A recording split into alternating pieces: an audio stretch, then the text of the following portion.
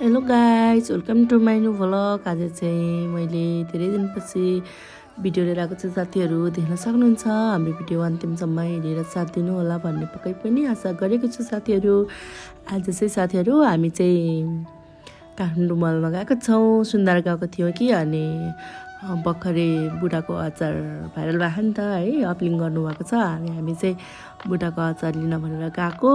अनि हामीले भेट्दै हामी त है माथिल्लो तालामा गयो, भेट्दै अनि लास्टमा चाहिँ तल्लो तालामा रहेछ। अनि माथि गएर हेऱ्यौँ अनि फोटो खिच्ने ठाउँमा पनि गयौँ हामी। अनि साथीहरू फोटो चाहिँ खिचेर हामीले अब अर्कोचोटि आउँदा खिच्ने भनेर चाहिँ हामी बुढाको अचार हेर्न गएको थियो। अनि त्यो अचार लिने ठाउँमा चाहिँ बन्द भइसकेको रहेछ। अघिल्लो दिन चाहिँ अपलिङ भएको थियो, हामी चाहिँ त्यो दिन जान सकेनौँ। अनि अर्को दिन गएको कि साथीहरू, अनि अर्को दिन चाहिँ अचार सिद्धिसकेको रहेछ। अनि त्यहाँ दिदीहरू पनि हुँदो रहेछ। अनि अब अर्को लडमा आउँछ भन्दै हुनुहुन्थ्यो।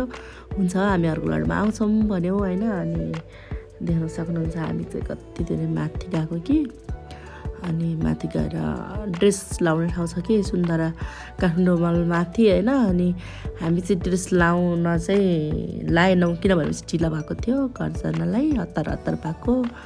अनि हामी घर फर्किनलाई ढिला भयो। अनि गाडी पाएर गाडीमा चढेर कुदिहाल्यौँ घर। साथीहरू देख्न सक्नुहुन्छ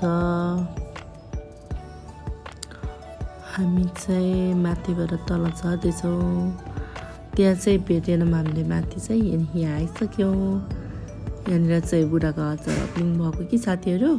अनि बन्द भइसकेको रहेछ। मान्छेहरू चाहिँ कति धेरैजना आउनुभएको थियो कि अचार लिनको लागि। अनि यहाँ चाहिँ सकिसक्यो रहेछ अघिल्लो दिन नै। अनि अब अर्को दिन आउँछ, अर्को लडमा आउँछ भन्दै हुनुहुन्छ त्यहाँ अरू दिदीहरूले होइन। अनि हामी भिडियो बनायौँ।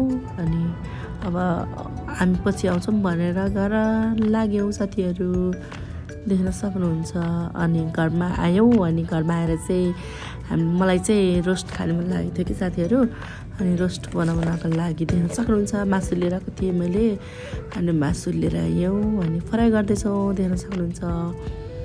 अनि फ्राई गऱ्यौँ, देख्न सक्नुहुन्छ हाम्रो रोस्ट कस्तो भएको छ।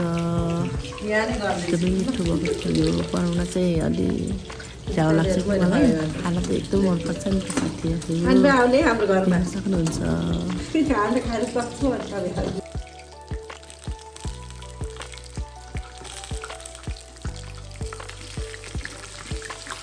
साथीहरू मासु चाहिँ फ्राई गरेर सकिनै लाग्यो अब चाहिँ होइन। मासु चाहिँ मैले धेरै ल्याएको थिएँ रोस्टको लागि, आधी सुटायो भने सब्जीको लागि पनि मैले थोरै राखेको थिएँ साथीहरू। अनि देख्न सक्नुहुन्छ मलाई चाहिँ झोल राखेको मासु खाने मन लागेको थियो। अनि प्याजहरू मासु चाहिँ पहिला मजाले भुटेर राख्नु हुने गरी अनि प्याज राखेर देख्न सक्नुहुन्छ।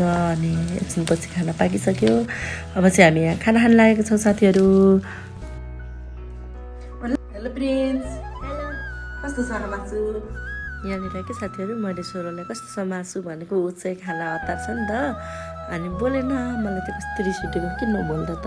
साथीहरू हामी चाहिँ फ्राई गरेर मासु खाँदैछौँ। अनि यो चाहिँ झोल हालेको मासु। उहाँ चाहिँ हाम्रो प्रिन्स डोना बस्नुभएको छ साथीहरू। प्रिन्स डोनाको सब्सक्राइब गरिदिनु होला साथीहरू। अब चाहिँ हामी खाना खान लागेको। साथीहरू हाम्रो भिडियो कस्तो लाग्यो हजुरहरूलाई, जस्तो लाग्यो त्यस्तो सल्लाह सुझाव दिनु नबिर्सिनु होला। अब चाहिँ अर्को भिडियोमा पक्कै पनि भेटौँ होला।